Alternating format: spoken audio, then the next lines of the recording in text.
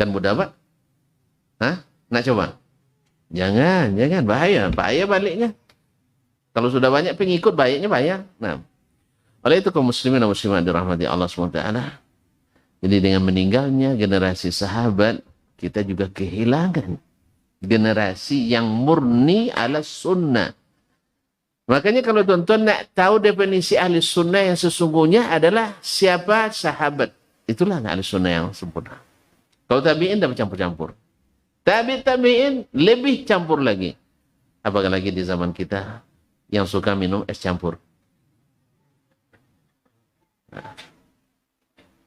Ma'auzubillah. Jadi kaum muslimin dan muslimat dirahmati Allah dan tabi'in itu memang ada yang terlibat walaupun yang mayoritas belum. Maka masih ada khairiyah. Ya, mereka masih dominan. Perang terjadi antara mereka, tapi bukan karena pemahaman, tapi karena perbedaan ijtihad dalam suatu masalah hukum. Kalau kita kan tidak perang gara-gara pemahaman. Ini bilang Allah di atas, ini bilang Allah tidak tahu di mana-mana. Kan berbeda di sini. Iya tak? Kalau mereka berperang dulu, sebenarnya tidak mau berperang, hanya ingin memberikan tuntutan. Yaitu pembunuh Utsman harus dihukum. Ya. Oleh Ali bilang, tunggu dulu, selesaikan masalah politik dulu. Karena menjaga stabilitas lebih diutamakan daripada memerangi atau menghukum orang yang bersalah. Mana yang lebih penting? Menjaga keamanan negara atau menghukum dan masukkan penjara para penjahat? Keamanan dulu. Selesaikan masalah ya kedaulatan. Selepas itu, insya Allah kalau kedaulatan sudah, keamanan sudah stabil, maka menghukum yang bersalah itu akan lebih mudah. Tapi kalau dalam suasana kacau, jangan-jangan kita yang dihukum oleh yang bersalah. Ya, terbukti memang.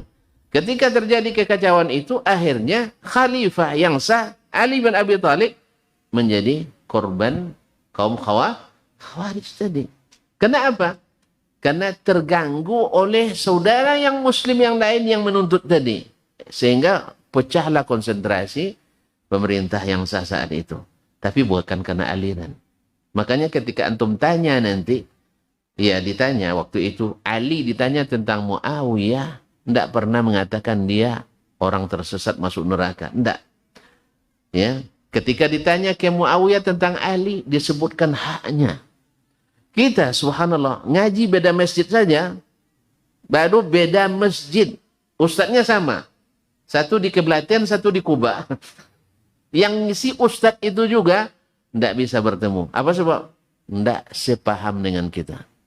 Apa tidak sepahamnya? Pokoknya tidak sepaham aja. Di bidang apa tidak sepahamnya? Tidak ada, yang penting tidak sepaham. Apa sebab? Masjidnya Kuba, saya di Keblaten tuh ngaji Keblaten tuh. Saya di Kuba. Pokoknya yang di Keblaten tidak sepaham sama kita. Terus hadis yang dibaca oleh Syekh tadi yang pertama, innamal a'malu binniyat. Di situ, innamal a'malu binniyat. Ustadznya sama, Ustadz. Beda majelis. Di sini ada juga. Ada juga. Ya Allah, taubat tuan-tuan, taubat. Memang bukan hanya di sini. Di kami pun ada. Di awal-awal dulu. Sekarang mungkin banyak juga. Gara-gara majelis yang tidak sama, walaupun sama ilmunya, sama amalnya, sama semuanya, akidahnya sama, amalia ibadahnya sama, akhlaknya sama, asalnya sama buruk aja, cuman beda tempatnya ngaji. Ini kan parah nih kaum muslimin sebenarnya. Andainya Nabi masih hidup, kita langsung mengadu, ya Rasulullah, boleh ngaji di Kuba?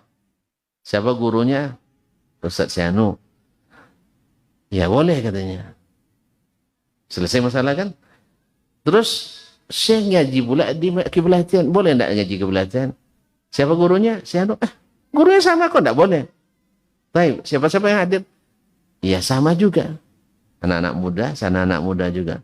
Terus kenapa enggak boleh? Yang dikaji sama. Yang gurunya sama. Cuman bedanya masjid. Wassalamualaikum. Ya kalau ada cepat tobat tuh saya. Cepat tobat. Iya, sebab ini sudah salah langkah dan salah jalan. Karena ma'asyiral kiram yang dirahmati Allah, anak panah itu diarahkan ke kita semua. Walau beda nama, tapi semua disorot. Dulu di luar negeri, di sebuah negara, ya antara yang ngaji-ngaji ini yang cerita orang negara itu sendiri ke saya. Yang saya lihat yang terjadi di negeri Anda ini sekarang seperti yang terjadi dulu di negeri kami. Semangat mencari kesalahan lebih ditinggikan daripada selamat mencari kesamaan. Seolah-olah tidak boleh berbeda asal satu manhaj, tidak boleh berbeda ijtihad sama sekali. Itu Ali dan Muawiyah, gurunya siapa? Ali dan Muawiyah, gurunya siapa? Nabi. Sama seluruh pendapatnya? Sama seluruh pendapatnya? Baik. Kenapa antum paksakan saya harus sama dengan antum? Jelas? Jelas ya? Alhamdulillah. Kalau dijolek jangan diulang lagi itu, Pak.